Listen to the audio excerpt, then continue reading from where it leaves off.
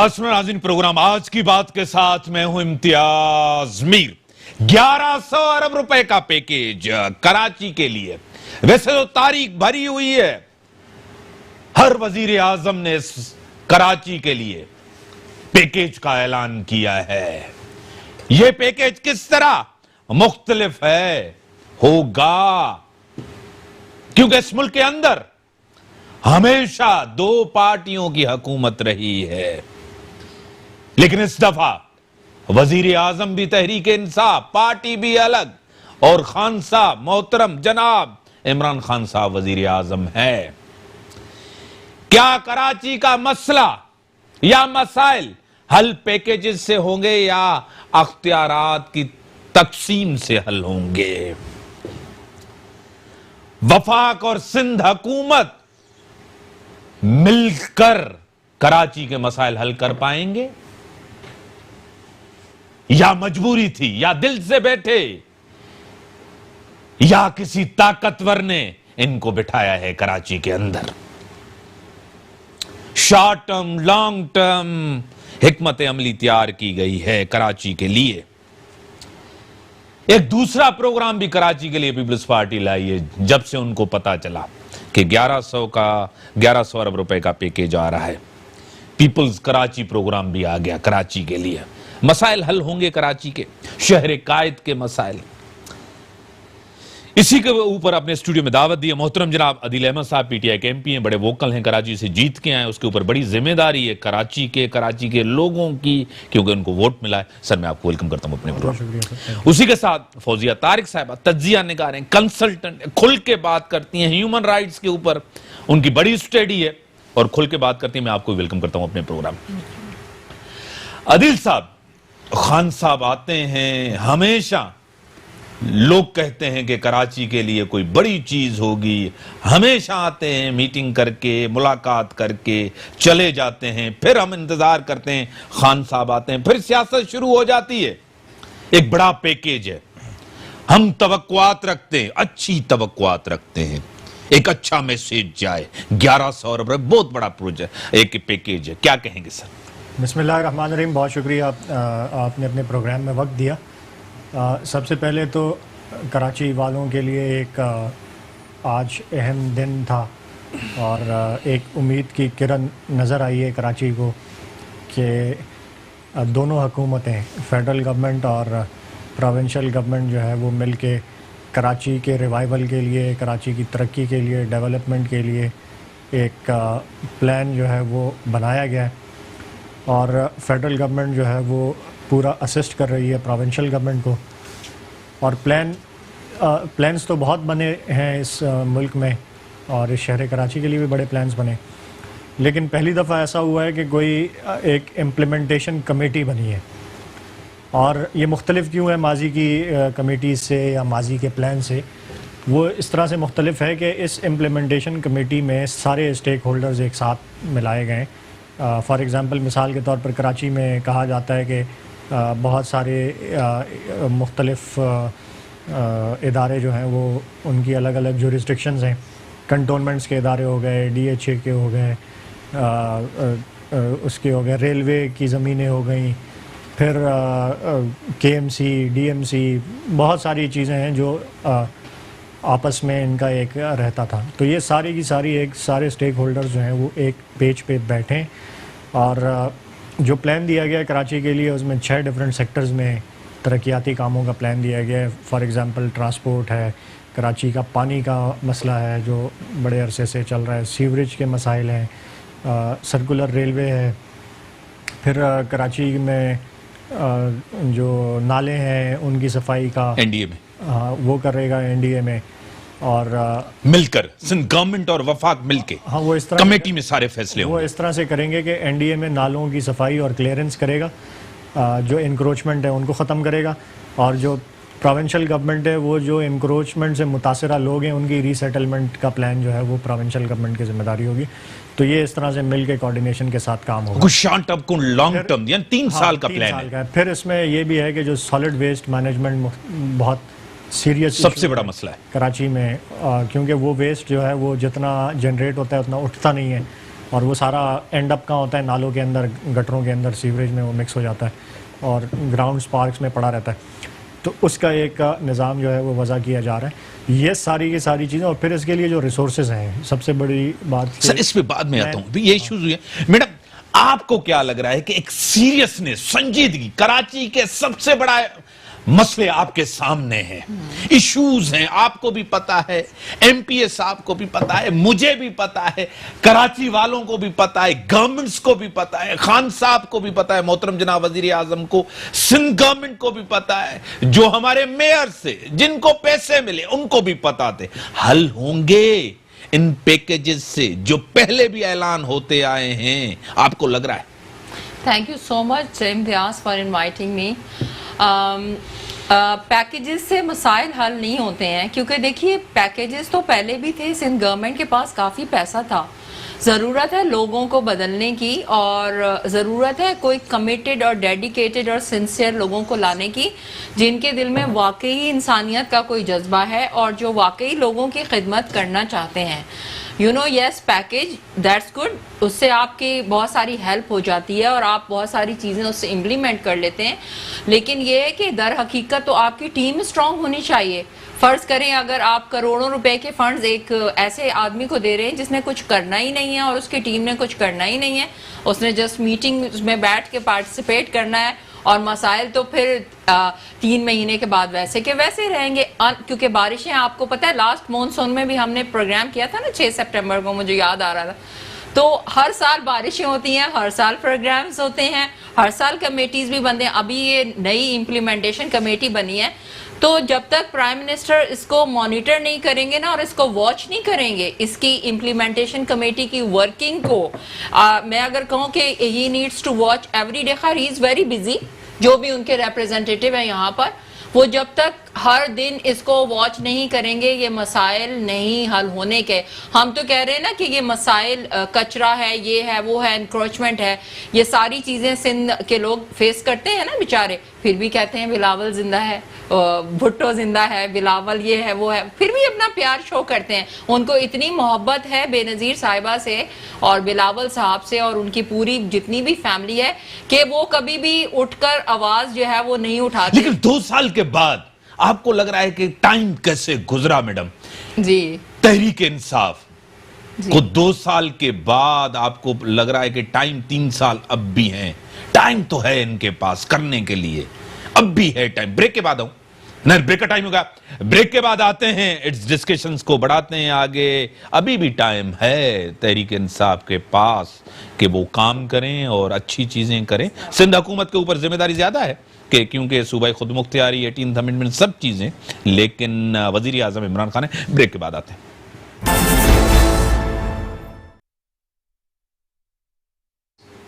Welcome. हाँ madam, 2 साल का अरसा जो गुजरा है, आपको पता है कोई परफॉर्मेंस हमें नजर नहीं है। सिंध को तो नजरअंदाज किया है, संजीदगी नजर नहीं आ रही, और कराची के अंदर एमएनएस जो इनके, वो भी कंप्लेन करते नजर आ रहे हैं, अपने लोग भी कंप्लेन करते नजर आ रहे हैं। अच्छा पैकेज लाना, आपको क्या लग रहा है? नहीं भाई देखिए, PTI is a hope for Pakistan, ये कहना बिल्कुल गलत होगा। आपको पता है यहाँ जब लोगों के बच्चे मरे हैं ना, और नाले गंदे थे और उसमें से बाइक्स निकल रही थी, एनडीएमएन साहब क्या वो बाइक वाली पे बात पे नहीं जाते, वरना फिर बात कहीं और ही चली जाएगी, वो छोड़ देते। लेकिन लोगों ने आई थिंक करोड़ों ट्वीट्स तो इमरान खान को गए होंगे ट्विटर पे, मैंने खुद ने देखे हैं, बचाएं कराची को, हमारे बच्चों को बचाइए, प्राइम मिनिस्टर हमारी मदद कीजिए, and he has come, because इतने करोड़ों लोगों की उम्मीद थे वो। लेकिन मैडम चलो ठीक है, चलो एक सवाल मैं आपसे करता हूं। या सिंध गवर्नमेंट, चलो ठीक है, डीएचए डूबा, क्लिफ्टन आप रहती हैं जी, वो वहां, तो इसका जिम्मेदार कौन है? देखिए ये सभी इसके जिम्मेदार हैं। सभी क्यों जिम्मेदार हैं? आप देखिए डीएचए और क्लिफ्टन जो डूबा है, तो आपने देखा नहीं लोग वहां पर कल परसों कैसा उनके ऊपर एफआईआर प्रोटेस्ट हुआ, तो वो एफआईआर गलत थी ना, दे हैव एवरी राइट, वो पीसफुल प्रोटेस्ट। तो क्यों हुआ? गवर्नमेंट क्यों खामोश है? तो अब छोड़ें, गवर्नमेंट की कोई भी जो है ना वो पॉलिसी, हर पॉलिसी उनकी सही नहीं हो सकती। अगर उन्होंने कोरोना में स्मार्ट मूव ली है, तो इसका ये मतलब नहीं है कि they are smart in every aspect. उनसे भी गलतियां हो सकती हैं, और माशाल्लाह सिंध गवर्नमेंट से तो गलतियां पे गलतियां ही होती आ रही हैं। पहली स्मार्ट मूव उन्होंने ली थी और उनको अप्रिसिएशन भी मिली थी, बट इट डजंट मीन कि आप इस तरह से प्रेशर। लेकिन एनडीए में आया और उसने नाले भी साफ किए जी, और बारिशें हुई और कराची डूब गया, इसलिए कि मलीर नदी का बंद टूटा था। उधर नहीं, ये पूरा यहाँ भी हुआ तो ना, पानी तो वहां का से पानी आया। तो डीएच नहीं आया ना। अरे पानी तो वहीं से ही आ रहा था, फ्लो होके शारा फैसल पूरी ना भर ना ना गई ना ना, थी। यहाँ डीएच में कहा वहां का पानी तो आया फिर बेटा। बारिश का पानी होगा। सर मैं आपकी तरफ बताऊं सर, चीफ जस्टिस साहब ने कहा था सर, किसी और ने नहीं कहा था, अपोजिशन ने नहीं कहा था, किसी ने इल्जाम नहीं लगाया था। हुकूमत चलाने का, मुल्क चलाने की न अहलियत है न सलाहियत है। चीफ जस्टिस साहब के रिमार्क्स हैं आपकी हुकूमत के लिए, वफाकी हुकूमत के लिए, क्या कहेंगे एमपीए साहब? देखें, सबसे पहले तो चीफ जस्टिस साहब के रिमार्क्स हैं और किसी मुख्तलिफ हुकूमतों के लिए रहे हैं। पता नहीं कौन सा केस था, किस कॉन्टेक्स्ट में के इलेक्ट्रिक का जब ये केस था, मैं आपको उस पूरी कहानी बता देता हूँ। तो के इलेक्ट्रिक के केस में, के इलेक्ट्रिक एक प्राइवेट एंटिटी है, नाकाम तरीन एंटिटी है एक प्राइवेट, उसमें हुकूमत को एक नई हुकूमत, केस वही था लेकिन उसमें रिमार्क्स ये थे। तो जिस मैं केस को आपको कॉन्टेक्स्ट बता, आपने कहा किस केस में? के इलेक्ट्रिक को जिस हुकूमत ने प्राइवेटाइज भी नहीं किया उसके जिम्मे में आप, तो आपकी गवर्नमेंट के लिए कहा, आपकी गवर्नमेंट की भी रिट नहीं है। देखें मैं इस पर अक्र में, देखें ये गवर्नमेंट, थोड़ा सा हम इसको एक्सप्लेन कर दें। हाँ, आपका जो पॉइंट ऑफ व्यू का उसके लिए रिस्पेक्ट है। नाकाम तरीन आपने कहा ना, न सलाहियत है न अहलियत है मुल्क चलाने सलाहियत भी के लिए। बताता हूँ और जो कामयाबियां हैं वो भी आपको गिनवा देता हूँ कुछ चंद एक। जब इस हुकूमत ने, पाकिस्तान तहरीक इंसाफ ने हुकूमत संभाली और प्राइम मिनिस्टर इमरान खान को जो है वो इस मुल्क को चलाने का बेड़ा मिला, तो हम डिफ़ॉल्ट थे और आवाम को ये अंदाज़ा नहीं, या हमें ये एक्सप्लेन करने की ज़रूरत है कि डिफ़ॉल्ट जब कोई मुल्क होता है तो उसके साथ क्या होता है। वहाँ डॉलर कहाँ चला जाता है, वहाँ महंगाई कहाँ चली जाती है आसमानों पे, वहाँ आपके पास इंटरनेशनल बैन्स लग जाते हैं, आप ट्रेड नहीं कर सकते। मतलब एक आप ऐसी सूरत हाल में चले जाते हैं कि जैसे ईरान का खुदा न खास्ता जो हाल है या दीगर मुल्कों का। ये वो जिसको नाकाम हुकूमत आप कह रहे हैं, ये वो प्राइम मिनिस्टर इमरान खान है जिन्होंने इस मुल्क को डिफ़ॉल्ट होने से बचाया। वो खसारे, तारीख के बुलंद तरीन खसारे, $20 बिलियन का जो करंट अकाउंट डेफिसिट है उसको तकरीबन ख़त्म किया। वो एक्सपोर्ट्स जो कि बिल्कुल गिर गई थी, उन एक्सपोर्ट्स को जो है वो स्टेबलाइज़ किया और अभी बेहतरी आ रही है उसमें, वो इंक्रीज़ हो रहे हैं। आप जो भी आप फिगर्स उठा के देख लेंगे, रेमिटेंसेस तारीख की जो है वो बुलंद तरीन सतह पे जा रही हैं, खसारे सारे कम हो रहे हैं। स्टेट ओन्ड एंटरप्राइजेस जो कि तारीख के बुलंद तरीन सबसे ज़्यादा खसारों में, उनको रिफॉर्म करने की तरफ जा रहे हैं। तो क्या ये 70-80 साल का जो गंद है या प्रोसेस जो हम नीचे गए, ये 2 साल के अरसे में सब ठीक हो सकता है? नहीं हो सकता। क्या जिस निज़ाम को हमने सियासी भर्तियों से बर्बाद किया है, जो कॉम्पिटेंसी निज़ाम की ख़राब हुई है, ख़त्म हुई है, वो 2 सालों में बेहतर हो सकती है? हुकूमत किससे चलती है? सर 2 साल सिस्टम से कम अरसा है, सिस्टम से चलती है। कम अरसा सिस्टम एमपीए साहब आपको लग रहा है? मैं आप मिसाल दे रहे ना, मैं आपको सिंध सर नहीं, उसको जस्टिफाई देखें ना एमपीए साहब जस्टिफाई नहीं करेंगे प्लीज। मैं आपको वही सिस्टम की बात बता रहा हूँ। 2 सर मैं 1 मिनट आता हूं, मेरे साथ, मैं आता हूँ, इसी पे आता हूँ मेरे साथ मैडम, मैं आता हूँ इसी पे आऊंगा सर, आपको पूरा टाइम दूंगा। मेरे साथ सीनियर इनका person, senior journalist Muniza Jahangir साहिबा मेरे साथ टेलीफोन लाइन पे। मैडम मैं आपको वेलकम करता हूं अपने शो में। बहुत शुक्रिया जी, आपने मुझे अपने शो में। मैडम बड़ी मेहरबानी, आपने टाइम दिया। खान साहब आए हैं कराची में, पैकेज 1100 अरब रुपए का ऐलान हुआ है। आपको खुद पता है, आप सीनियर एंकर हैं, कराची में बड़े पैकेजेस का ऐलान माजी में भी हुआ है। क्या पैकेजेस से मसाइल हल होंगे कराची के? देखिए जी, जो कराची का मसला है, अल्लाह करे कि पैकेजेस से वो सॉल्व हो जाए, मगर जो कराची का मसला है वो एक सियासी मसला है। ये एक ऐसा शहर है जहाँ पे हर सियासी पार्टी ने अपना पंजा आजमाया है। यहाँ से पाकिस्तान तहरीक इंसाफ 15 सीटें जीती है, यहाँ पे एमक्यूएम का राज रहा है 1 नहीं 2 तिहाइयों से।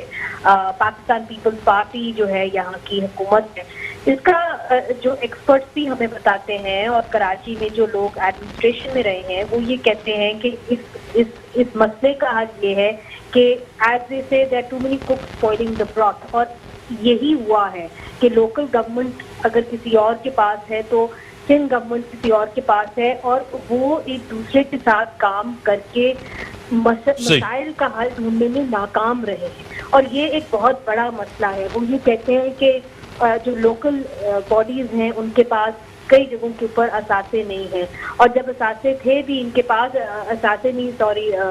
वसाइल नहीं है, और जब वसाइल थे भी तो उन्होंने उस तरीके से काम नहीं किया जिस तरीके से करना चाहिए। मगर मैं ये समझती हूँ कि MQM के ऊपर जिम्मेदारी इससे भी ज्यादा बनती है, क्योंकि MQM बिला एक इन अनफेटेड पावर्स थी उनके पास, खास तौर से जब जनरल मुशर्रफ उस वक्त के दौर के अंदर, तो अब तक क्यों नहीं वो कर पाए। ये सिर्फ मलबा पाकिस्तान पीपल्स पार्टी पे नहीं डाल सकते, इसके अंदर MQM भी ने अपना जो है वो हिस्सा डाला है। मैडम, आज खान साहब ने, वजीर आजम साहब ने कहा है कि फौज के ताउन की भी जरूरत है, वो भी ताउन चाहिए, सिंध गवर्नमेंट भी मिलके काम करे, वफाकी गवर्नमेंट भी मिलके काम करे। उसी के साथ असद उमर साहब ने कहा है कि संजीदगी से के इलेक्ट्रिक का मामला भी देखना होगा। आपको खुद पता है चीफ जस्टिस ऑफ पाकिस्तान ने कहा था हुकूमत को मुल्क चलाने की अहलियत भी नहीं है, सलाहियत भी नहीं है। 2 साल का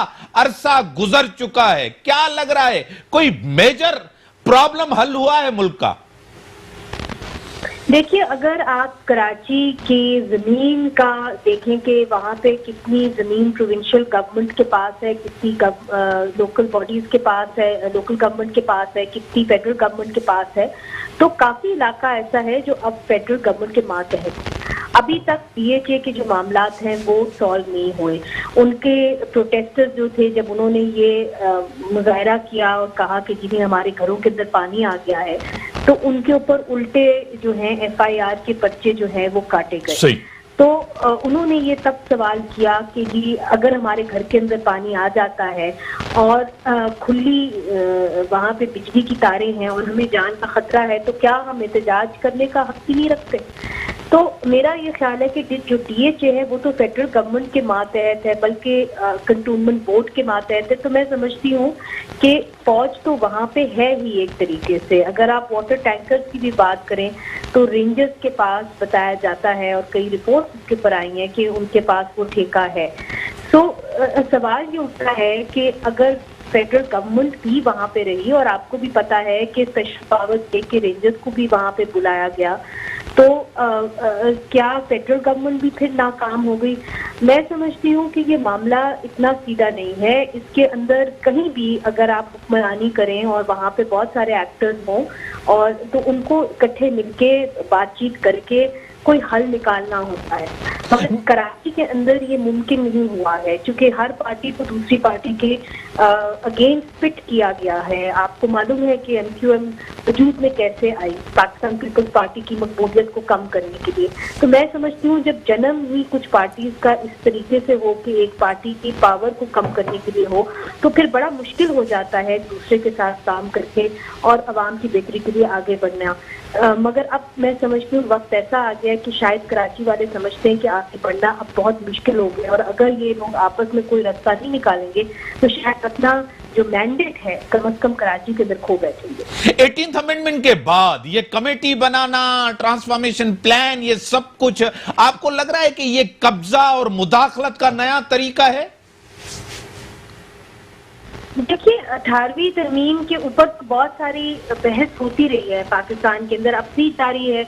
और जरूर ये बात दुरुस्त है कि 18th अमेंडमेंट, हम ये नहीं कहते कि कोई गॉस्पेल ट्रूथ है खुदा ना खास्ता, या कोई ऐसा आप समझ लें कोई बड़ा ही कोई प्योर डॉक्यूमेंट है, उसके ऊपर बहस होनी भी चाहिए। मगर एक बात तो साफ है कि जब से 18वीं तरमीम हुई है तो सूबे जो हैं वो अपने आप को ज्यादा पावरफुल या अपने आप को ज्यादा बाख्तियार समझना शुरू हो गए हैं। और मैं नहीं समझती कि अब roll back of the 18th amendment जो है वो इतना आसान होगा। बल्कि जितने भी सूबे हैं वो इसके ऊपर बात करेंगे और करते रहेंगे कि जी आप जो जितनी भी पावर्स है वो आप ज्यादा से ज्यादा जो है सूबों को आप लॉट करें। तो मेरा ख्याल है 18वीं तरमीम के ऊपर अब रोल बैक नामुमकिन होगा। एक तरीके से हुआ है, अगर आप देखें कि सुप्रीम कोर्ट ने क्या क्या फैसले दिए, खास तौर पे जो अस्पतालों के हवाले से उन्होंने फैसला दिया, एक पंजाब के अंदर 3 सिंध के अंदर उन्होंने कह दिया कि वो फेडरल गवर्नमेंट के मातहत है। मगर अगर आप हेल्थ को देखें तो वो हेल्थ एक सब्जेक्ट है जो 18वीं तरमीम के नीचे आता है। ठीक, बड़ी मेहरबानी। हाँ, बड़ी मेहरबानी। Senior anchor person journalist Munizae Jahangir मेरे साथ थी। ब्रेक का टाइम होगा, ब्रेक के बाद आता हूं इसके डिस्कशंस को, फिर मैं आऊंगा आदिल अहमद साहब को अपनी बात खत्म करेंगे। जो कारकर्दगी गवर्नमेंट की वो बता रहे हैं कि हमें मुल्क कैसे मिला था और 2 साल में हमने क्या क्या किया। ब्रेक के बाद आता हूं। वेलकम सर, आपकी तरफ आएंगे। आपको सही इकोनॉमी नहीं मिली, बेहतर हालात नहीं मिले, इसीलिए आपको 2 साल उसको बेहतर, ये आप कह रहे हैं। देखिए, मैं बता रहा था कि 2 साल के अरसा में जो है वो पाकिस्तान तहरीक इंसाफ की गवर्नमेंट ने under the leadership of prime minister Imran Khan क्या क्या अचीव किया। एक तबाहाल इकोनॉमी को रिवाइव किया, इकोनॉमिक टर्न अराउंड, जो सारे इंडिकेटर्स हमें बता रहे हैं कि हम बेहतरी की तरफ जा रहे हैं। फिर पाकिस्तान में देखें 60s के बाद, मेरे ख्याल से कोई 50 साल अरसे के बाद कोई डैम्स की तामीर पाकिस्तान में शुरू हुई, जो कि हमारे आने वाली नस्लों के लिए जो पानी का शॉर्टफॉल होने जा रहा है या जो हमें क्राइसिस का सामना था, वो पहली दफ़ा ये 50 साल के बाद ये डैम्स की तामीर इस गवर्नमेंट ने ये स्टेप लिया है। और फिर वो एक cheap and environmental friendly electricity भी उससे जनरेट होती है। हमारी फॉरेन पॉलिसी टर्न अराउंड आप देखें कि प्राइम मिनिस्टर इमरान खान के आने के बाद वो पाकिस्तान जिसे इंडिया हर जगह तनहा करने के चक्कर में लगा हुआ था और हमारे ताल्लुकात और इंटरनेशनल उस पर हमें हर तरफ से बैशिंग होती थी, आज अल्हम्दुलिल्लाह प्राइम मिनिस्टर इमरान खान की कोशिशों से, पॉलिसीज़ से तारीफ़ हो रही है। पाकिस्तान में टूरिज़म डेस्टिनेशंस का जो टूरिज़म की कॉन्फ्रेंस है वो पहली दफ़ा पाकिस्तान में होने जा रही है। पाकिस्तान में जो है पाकिस्तान अफ़गान पीस में जो है वो कर रहा है। कश्मीर कॉज का रिवाइवल जो किया है इमरान खान ने, इसको दुनिया में उठाया है। इसी तरीके से हमारे ईरान के साथ रिलेशन हमारे, ठीक है। तो ये एक फॉरेन और सरदार रहीम साहब जीडीए रहनुमा, उनको भी ऑन बोर्ड कर दूं, कंप्लीट कर लूं। हाँ, उसको कर दूं। सरदार रहीम साहब जीडीए रहनुमा हमारे साथ टेलीविजन। सर, आपको वेलकम करता हूं। कंप्लीट कर लूं मैं पहले, प्लीज 1 मिनट अगर दे दें। स्टेट ओन्ड एंटरप्राइजेस आप देख लें, पाकिस्तान पोस्ट का रिवाइवल, NHA का रिवाइवल, PIA का रिवाइवल और जितने इदारे हैं उनमें बेहतरी जो है, स्टील मिल का भी रिवाइवल, स्टील मिल का वो प्लान आ गया है, उसको कर रहे हैं रिवाइव।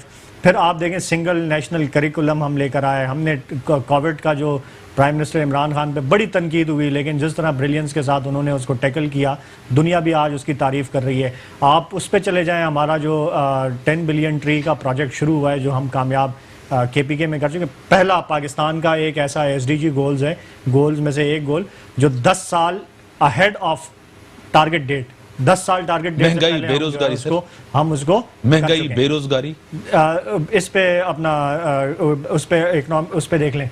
फिर ये जो महंगाई और बेरोजगारी की ये सबसे बड़े मसले ये हैं। हाँ, मसले गरीब आदमी का इश्यूज हैं, कैसे टैकल होंगे? सर, आप करेंगे ना गवर्नमेंट में, आप में, मैं गवर्नमेंट में थोड़ी आपको बता रहा हूँ, मैं टैकल करूंगा। वोट आप लेके आए, वादे आपने किए, दावे आपने किए कंटेनर के, वही तो बता रहा हूँ सर। मैं इस पे आऊं सर, सरदार रहीम देख लो सर, सरदार रहीम साहब, अगर आप निशाना बना के नहीं सर, आपको तो बोलने दे रहे, गवर्नमेंट आपकी है। सरदार रहीम जीडीए रहनुमा, सीनियर सियासतदान मेरे साथ टेलीफोन लाइन पे। सरदार साहब, वेलकम करता हूं आपको।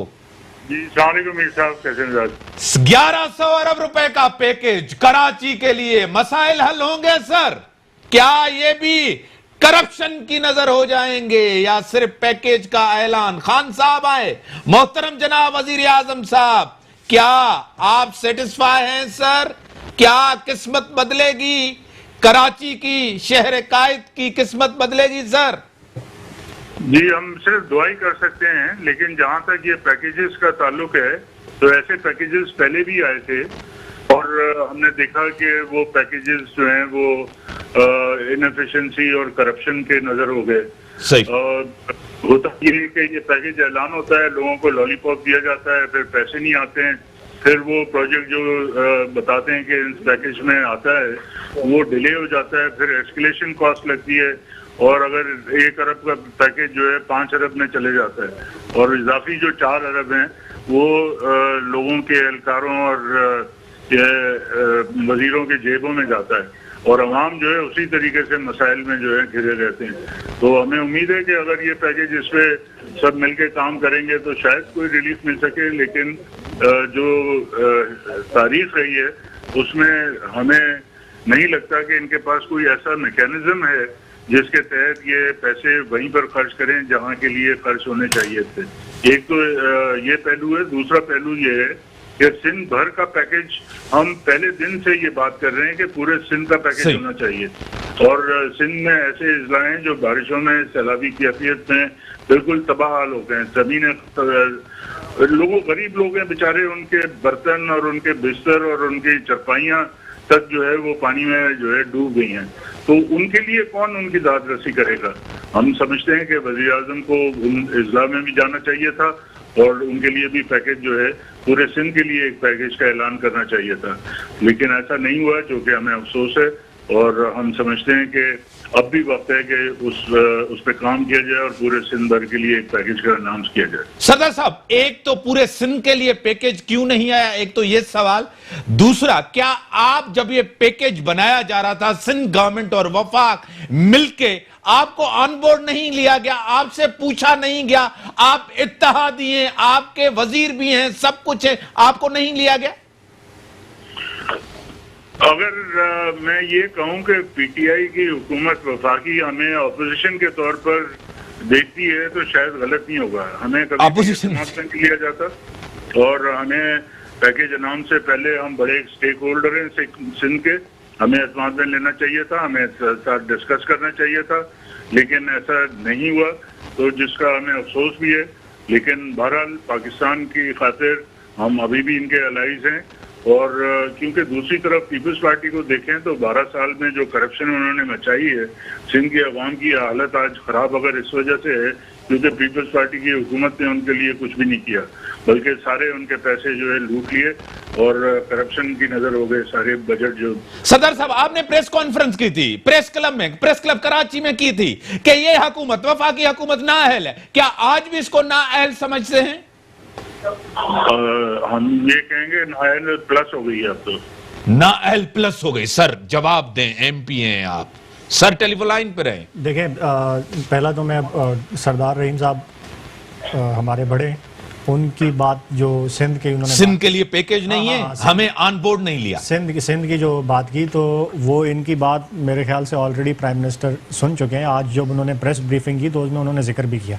उन्होंने कहा कराची के लिए जो है वो हमने तो एक प्लान दिया है, बट सिंध की सूरत हाल जो हमारे अंदरूने सिंध है वो अच्छी नहीं है। हाँ। तो मैं सीएम के साथ बैठ के सिंध के लिए भी जो है वो जो भी मदद हो सकती है, जो उसके लिए हम रिलीफ प्लान बना सकते हैं, वो हम प्रोविंशियल गवर्नमेंट के साथ बैठ के उसको देख रहे हैं और ज़रूर उस पर करेंगे वो। तो वो तो है अंडर कंसिडरेशन। दूसरी जो उसकी बात की कि ऑन बोर्ड नहीं लिया, तो मैं समझता हूँ कि जीडीए के मिनिस्टर साहिबा फेडरल गवर्नमेंट का हिस्सा है और ये जो कमेटी बनी है ये बनी है फेडरल गवर्नमेंट और प्रोविंशियल गवर्नमेंट के दरमियान। इसमें अगर आप देखेंगे तो कोई पॉलिटिकल पार्टीज़ के रिप्रेजेंटेटिव्स नहीं है, यहाँ तक कि हमारे पीटीआई सिंध से जो ऑपोजिशन लीडर साहब और पार्लिमानी लीडर और जो हमारे पॉलिटिकल रहनुमा वो भी उस कमेटी का हिस्सा इसलिए नहीं है क्योंकि ये एक गवर्नमेंट टू गवर्नमेंट कमेटी है जिसमें फेडरल मिनिस्टर्स उसका हिस्सा है और प्रोविंशियल मिनिस्टर्स और चीफ मिनिस्टर उसका हिस्सा है और प्राइम मिनिस्टर उसको चेयर कर रहे हैं। तो फेडरल गवर्नमेंट का हिस्सा है जीडीए।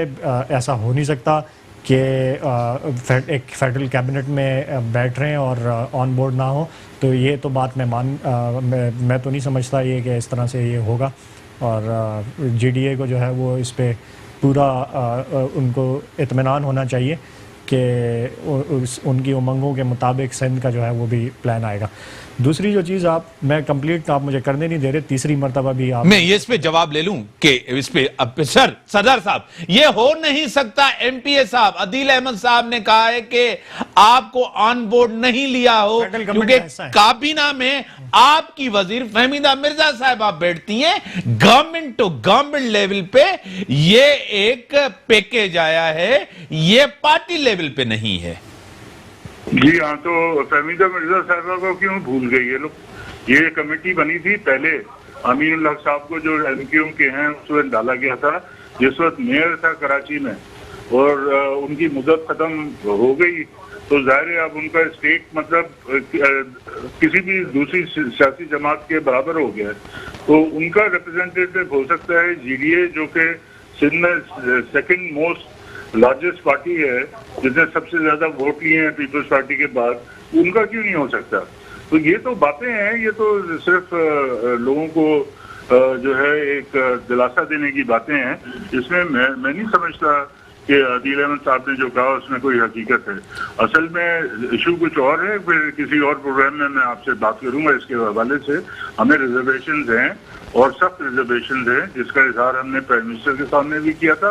आज भी सदरुद्दीन शाह साहब जो की मुलाकात हुई, उसमें उन्होंने यही उनको कहा था कि भाई आप पूरा सिंध का पैकेज दें और दूसरे उन इजला में जरूर जाएं जहाँ पर तबाही आई है और लोग जो है परेशान हाल हैं। उनकी दादरसी के लिए जरूरी है प्राइम मिनिस्टर ये उनको एहसास दिलाएं कि जो वो पूरे पाकिस्तान के प्राइम मिनिस्टर हैं। बड़ी मेहरबानी सरदार रहीम साहब, आपने टाइम दिया। जवाब दें। देखें, फहमीदा मिर्जा साहिबा, ये उनकी जो कॉन्स्टिट्यूंसी है बदीन, वहाँ पे भी बड़ा सैलाब आया और बड़ा वहाँ पे नुकसान हुआ, और फेडरल गवर्नमेंट जो है वो वहाँ पे पूरा असिस्ट कर रहे हैं। बदीन में बहुत बड़ा रिलीफ का काम किया फेडरल गवर्नमेंट के इदारों ने भी किया, और वहाँ पे इमदाद वगैरह भी दी गई लोगों को। वो तो एक सिंध का एक है, बाकी जगह जो सिंध के दूसरे इलाके हैं उस पर भी प्राइम मिनिस्टर ने आज वाज़े तौर पे कहा कि बाकी सिंध के इश्यूज़ पे भी जो अमीनुल हक साहब के हवाले से इन्होंने सवाल उठाया, वो ये देखें, ये कराची ट्रांसफॉर्मेशन कमेटी बनी है, तो कराची की जो जमातें हैं जिनको मैंडेट मिला है, फेडरल गवर्नमेंट का हिस्सा भी है, तो उनका जो है वो उसमें रिप्रेजेंटेटिव है अमीनुल हक। वैसे खान साहब को जाना नहीं चाहिए था दूसरे डिस्ट्रिक्ट्स में, बिल्कुल वहां भी बारिश हुई तो आप वैसे आदिल साहब आप जो है ना थोड़ा सा आप जो है ना आपकी बात जो है ना थोड़ी सी दूसरे डिस्ट्रिक्ट में चले जाते। बिल्कुल जो है वो आने वाले उसमें विजिट्स में खान साहब जरूर सिंध के बाकी डिस्ट्रिक्ट क्यों पूरे पाकिस्तान के वजीर आज़म है, ऐसा नहीं है वो गए भी हैं। हाँ, सिंध का उनका मेरे ख्याल 3 दौरे उन्होंने किए हैं, इसमें कोई नहीं। इस हालात में, इस सिचुएशन में जब ये हालात थे, किसी प्राइम मिनिस्टर ने इतना वहां पे विजिट्स नहीं किया। सैलाब तो केपीके में भी आए, केपीके का विजिट नहीं हुआ अभी तक खान साहब का। बलूचिस्तान में बहुत ज्यादा अफेक्ट हुए हैं, बलूचिस्तान का विजिट भी नहीं होगा। सब जगहों का होगा आहिस्ता आहिस्ता, जैसे उनको क्योंकि उनके उसमें से स्केड्यूल में से वो होगा, तो इंशाल्लाह जरूर विजिट करेंगे बाकी डिस्ट्रिक्ट्स का भी। ठीक है, ठीक है, ठीक है। मैं मैडम आपकी तरफ आऊंगा। आपने हर तरह का पॉइंट ऑफ व्यू सुन लिया, आपने किसी तज्जिया निगार जैसे मुनीज़ जहांगीर साहिबा का भी सुन लिया, आपने इनका पर्सन दी, आपने इत्तेहादी का भी सुन लिया। देखिए कंसर्न्स हैं, आपको एक चीज नजर आई कि ठीक है ना, क्या आपको लग रहा है कि गवर्नमेंट की कारकर्दगी भी आपके सामने 2 साल इश्यूज भी है, नहीं कि गवर्नमेंट को एक मसाइल भी मिले, सब कुछ है। देखिए इम्तियाज, एक मुल्क होता है ना, उसको तमाम पार्टीज, पॉलिटिकल पार्टीज जो हैं वो मिलकर चला रही होती हैं। अब यहाँ पर ये है कि यहाँ पर काम पे कम तवज्जो दी जाती है और एक दूसरे के काम को तनकीद का निशाना ज़्यादा बनाया जा रहा है। लाइक ये कि बजाय ये कि आप अपने काम पे तवज्जो दें और आप अपनी प्रोग्रेस देखें कि आप क्या कर रहे हैं और लोग आपसे कितने खुश हैं, आप दूसरी गवर्नमेंट पे कंटिन्यूस आप तनकीद करते जा रहे हैं, आप अपना काम नहीं दे रहे और आप कंपेयर कर रहे हैं कि अगर सिंध में ऐसा हुआ है तो फेडरल में भी तो ऐसा हुआ है, वहां पे भी तो ऐसा हुआ है। तो this is not the answer. Your कारकर्दगी is question mark, a big question mark. सिर्फ सिंध की बात नहीं करी, हर सूबे की। और जहां तक बात रही प्राइम मिनिस्टर की, तो प्राइम मिनिस्टर तो बहुत मतलब ही टॉप पे होता है और उसके नीचे ये पूरे इंफ्रास्ट्रक्चर, ये चीजें इसीलिए बनाई जाती हैं कि उनकी टीम काम करे। अगर वो कहीं पे ना पहुंचे तो उनकी टीम काम करे। टीम अच्छी है आपको लग रहा है? मुझे लग रहा है टीम ही अच्छी नहीं है। एक्चुअली मुझे ये लग रहा है कि खान साहब खुद तो बहुत डायनामिक और बड़े विजनरी लीडर हैं, लेकिन टीम ही अच्छी नहीं है जो आगे काम नहीं कर रही है। एक्चुअली मसला ही यही है कि टीम जो है वो आगे से अच्छा काम नहीं। अगर यही टीम रही तो आगे वाले 3 साल भी यही रहेंगे। मैं आपको एक मिसाल दूं, फर्ज करें आप गाड़ी लेके कहीं रोड पे निकलते हैं अकेले और आपकी गाड़ी खराब हो जाती है और आपको जो 4 लोग मिलते हैं मदद करने के लिए, चाहे वो जितने भी नायान हो, आपने उनकी मदद वर्दी लेनी है, क्योंकि आपने गाड़ी तो अपनी चलानी है और आपने अपनी डेस्टिनेशन तक तो पहुंचना है। तो आई थिंक प्राइम मिनिस्टर के साथ जो है वो इस तरह की कुछ बैड लक हो रही है। बट मैंने आपके लास्ट प्रोग्राम में भी कहा था कि he needs to revise his cabinet, he needs to see the performance के जो लोग अच्छा काम कर रहे हैं उनको अपने साथ रखें और जो अच्छा काम नहीं कर रहे उनको हटा दें। He is the prime minister. क्या मजबूरियां हैं? हाँ, मजबूरियां ये है कि सबके कंसर्न्स लेने पड़ते हैं। जाहिर या है कमजोर गवर्नमेंट है, कमजोर गवर्नमेंट है। कमजोर तो नहीं है, मैंडेट नहीं है ना, मैंडेट नहीं है ना, क्योंकि आपको पता है ज्यादा मैंडेट नहीं है, बेसाखियों पे गवर्नमेंट है। मेरी बात सुने, मैंडेट मेजॉरिटी नहीं है, ज्यादा थिन मेजॉरिटी है, इसी वजह से एमक्यूएम की भी सुननी पड़ती है, दूसरों की भी सुननी पड़ती है। तो अब ये उनकी, ये इनसे मैं पूछूं तो अच्छी बात है। सर जवाब देंगे आप इसका, सियासी जवाब देंगे। सबसे पहले तो गवर्नमेंट, हमारा जो निज़ाम है पाकिस्तान का, अनफॉर्चुनेटली उसमें अगर आप के पास क्लियर मेजॉरिटी ना हो तो ये तो आप हकीकत मानेंगे। तो ये तो एक हकीकत है कि आपको मुश्किलें पेश आती हैं और आ रही हैं। लेकिन मैं एग्जांपल दूंगा, केपीके में जब हमने पहली मरतबा गवर्नमेंट बनाई तो हमारे कोई 34-35 या 36 MPs थे और हमने कोलिजन गवर्नमेंट बनाई। वहाँ पर भी हम बहुत ही 1-2-3 सीटों पे खड़े हुए थे, लेकिन 5 साल डिलीवर किया। आज केपीके में फाटा के जो अजला जम हुए हैं, कितना बड़ा बोझ पड़ा केपीके पे। लेकिन अगर आप वहाँ पे जाके देखें तो केपीके के हर ज़िले में, चाहे वो फाटा का कोई दूर दराज का भी हो, रेस्क्यू 1112 की सर्विस सब जगह पहुँची, कराची में आज तक नहीं है। तो वहाँ पे अभी सवात में जो फ्लड्स आए, फ्लैश फ्लड्स आए, आपको एडमिनिस्ट्रेशन हर जगह नज़र आई। 24 घंटों के अंदर अंदर सड़कें क्लियर हुई, बिजली बहाल हुई, और यहाँ तक कि 24 घंटे में अफेक्टेड जो लोग थे उनको इमदादी पैसे भी मिल गए और उनकी जो है वो दाद रसी हुई वहाँ पे। तो एक आपको गवर्नेंस, कमजोर गवर्नमेंट है, गवर्नेंस का स्ट्रक्चर वहाँ पे नज़र आया। तो देखें, ये मुश्किलात तो पेश आती हैं जब आपकी गवर्नमेंट वो ना हो, लेकिन मैं आपको ये यकीन दिलाता हूँ कि under the leadership of prime minister Imran Khan, जिस तरह से 2 साल में एक मेजर टर्न अराउंड किया है, एक मेजर अचीवमेंट्स जो है वो उन्होंने। लेकिन ये पब्लिक के अंदर क्यों नहीं फील हो रहा कि ये कामयाब गवर्नमेंट है, ये अच्छी गवर्नमेंट? इसलिए कि मैं आपके ना सर, मैं पब्लिक का बता रहा हूँ ना आपको। मैं इसीलिए ना, पब्लिक को कैसे पता चलेगा? थ्रू मीडिया पता चलेगा, जॉब्स आपको लेंगे, बिजनेस एक्टिविटीज होंगी, चलेगा थ्रू उसके पता चलेगा ना। अब मैं बड़ी मुश्किल से कोशिश कर रहा हूँ प्रोग्राम के शुरू से कि जो अचीवमेंट्स हैं उनको मैं बता सकूं, वो आप बीच में काट के सबको टाइम देना है, कैसे पता सबको टाइम देना है ना, कैसे पता चलेगा कि क्या अचीवमेंट? मैडम को टाइम देना है, आपके इत्तेहादी को टाइम देना। उन्होंने क्या कहा आपके लिए? उनकी वजीर आपके साथ बैठी है, उन्होंने आपके लिए क्या कहा? 1 मिनट अगर आप मुझे दें तो ये जो ट्रांसफॉर्मेशन कमेटी, आज बड़ा जरूरी है कि इसको समझाया जाए। देखें, इस मुल्क में 18वीं तरमीम के बाद सारे के सारे सब्जेक्ट्स जो हैं वो डिवॉल्व्ड हैं। सारी की सारी जिम्मेदारी जो होती है वो प्रोविंशियल गवर्नमेंट की होती है। फेडरल गवर्नमेंट का क्या होता है कि जो टैक्स कलेक्शन, रेवेन्यू कलेक्शन है, उसका 60% शेयर वो रोक नहीं सकते, वो ऑटोमेटिकली डिस्पर्स हो जाता है, सूबों में चला जाता है, और फिर उसके मदद से एजुकेशन की बेहतरी सूबे ने करनी है, हेल्थ की बेहतरी सूबे ने करनी है, बाकी सारे डेवलपमेंट के काम सारे सूबे ने करने। ठीक, एक सवाल, लेकिन एक सवाल करूं, मैं कंप्लीट कर लूं, फिर सिंध हुकूमत ने आपसे मांगे 10 अरब रुपए, क्या मांगे? 10 सवाल करूं, आखिरी सवाल मैं करूं, कंप्लीट हाँ करूं, मैं पहले कंप्लीट कर लूं। फिर जो प्रोविंसेस की है जिम्मेदारी, वो ये है कि इन अपने सारे मामलात को चलाएं। आपको ये शिकायत कहीं नहीं मिली केपीके के अंदर कि हमें पैसे नहीं मिले, पंजाब के अंदर कहीं कोई शिकायत नहीं मिलती, हालांकि पैसे मिलते हैं। जो ड्यू शेयर है वो रोका नहीं जाता। नहीं सर, कम मिलते हैं वो ड्यू शेयर। कोई मुझे साबित कर दे फिगर्स के साथ आप लाके कि एनएफसी के कम पैसे मिले सर, साबित कर दें, आप साबित करें डॉक्यूमेंट से लाके। सर मैं आपको बताऊं, ये शिबली फराज का जुमला है, मेरा जुमला नहीं है। शिबली फराज ने कहा क्या कहा है? मैं एक जुमला, मैं सर जुमला कर दूं, मैं सर पता है क्या जुमला है ना, आप उसको छोड़ दें सर। मैं डॉक्यूमेंट्स की वो अहम आदमी है, चले आप इंफॉर्मेशन का मिनिस्टर, प्लीज कहें क्या हमसे सिंध गवर्नमेंट ने 10 अरब रुपए मांगे हैं। अगर हमारे पास 10 अरब रुपए होते भी हम उनको नहीं देते।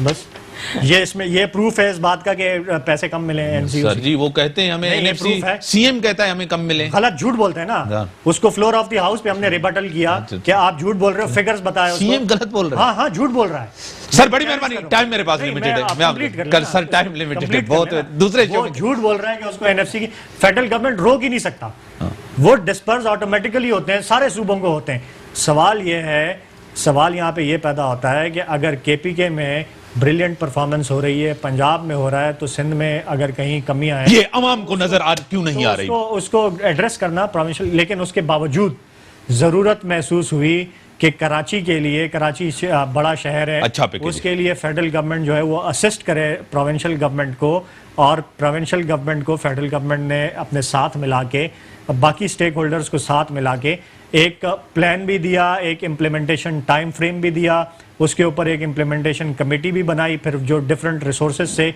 फंड्स भी फेडरल गवर्नमेंट उनको दे रही है। बड़ी मेहरबानी सर, दिस इज समथिंग, बड़ी मेहरबानी आपकी, बड़ी मेहरबानी, बड़ी मेहरबानी मैडम आपकी। मुल्क के अंदर एक अच्छा पैकेज का ऐलान हुआ है, देखते हैं वक्त बताएगा ये पैकेज कितना अच्छा कराची के लोगों के लिए बेहतर साबित होता है। हम करेंगे अच्छा साबित हो, इंप्लीमेंटेशन हो इसके ऊपर, दोनों गवर्नमेंट्स मिलके, क्योंकि ये अवामी गवर्नमेंट्स हैं, लोगों का वोट लेकर ये आए हैं, जिम्मेदार हैं, जवाबदेह हैं कराची के लोगों को, इस मुल्क के लोगों को, और इस धरती को और इस अवाम को बेहतरी आए इस मुल्क के लिए। और ये अवामी गवर्नमेंट है, जमहूरी हुकूमत हैं दोनों, और इससे बेहतरी आए। इसी के साथ दीजिए इजाज़त, अल्लाह हाफिज़।